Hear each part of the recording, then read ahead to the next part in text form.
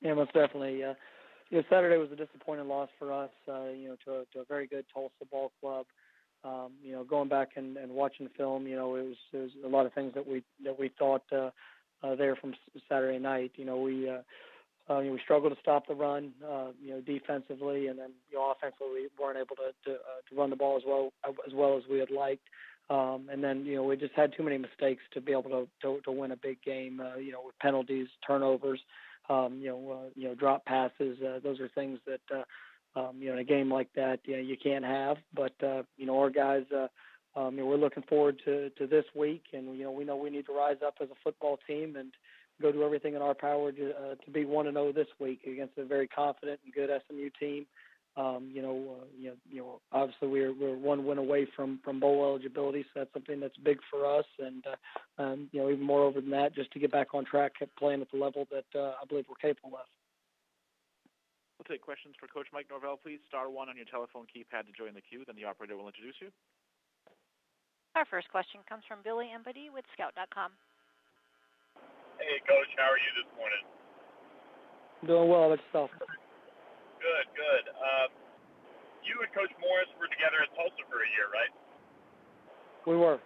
Can you talk about your relationship with him? How are you guys similar, different? Have you guys kept up since kind of going separate ways?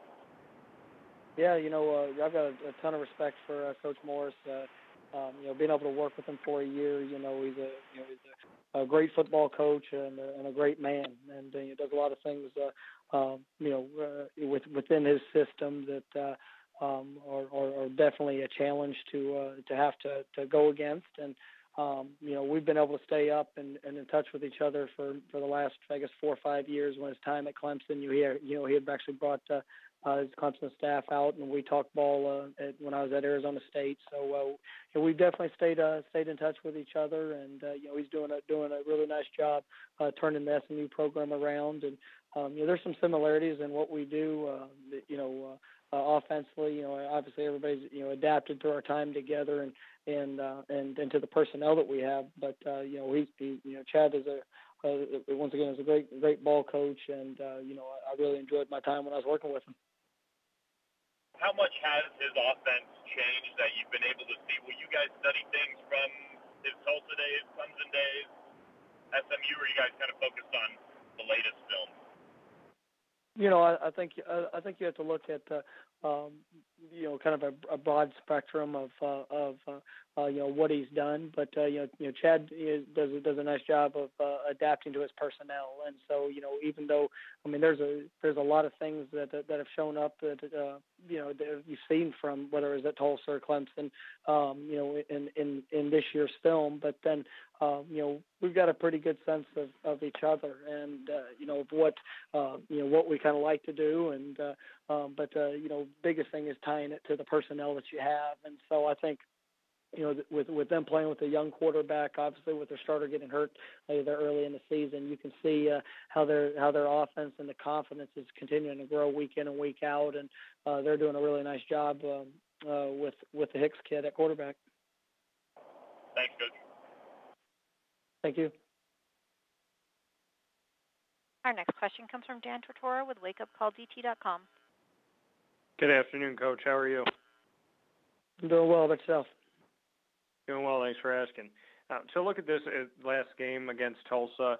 Just some of your biggest takeaways, positive takeaways that you could bring with you from this 59-30 loss going into the next matchup. Just what you can say, maybe bullet points that you saw that were good despite the loss.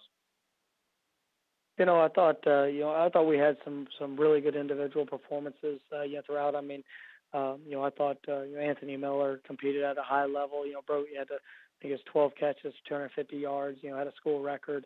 Riley did some really good things and where he located the ball.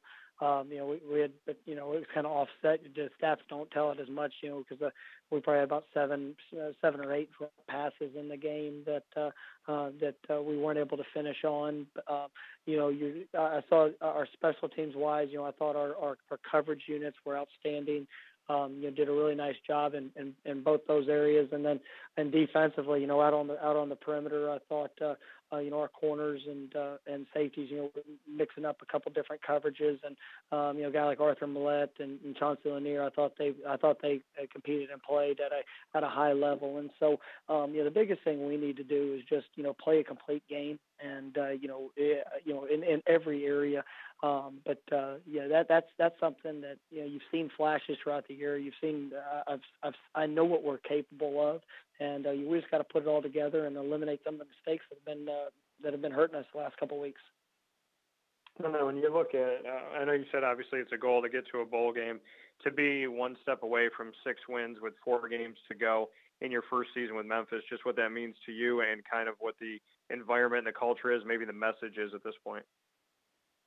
Yeah, for us, it's at the beginning of every year, our goal is we want to finish the season as bowl champions. That is the top goal, and we believe that if you take care of each step on the way, the level of bowl and the accomplishments that you can have along that journey, whether it's a championship or things like that, they'll take care of themselves. But for us, it's something that's important to our program, and for the opportunity to continue on and the tradition of going to bowl games and have an opportunity to finish the year as bowl champions is very big. And so that's something that our guys, we talked about it this week, is that we've got a great group of seniors that we need to go out there this week, and the biggest focus for us is just to be 1-0 this week. And we're playing a SMU squad that is playing at a very, very high level.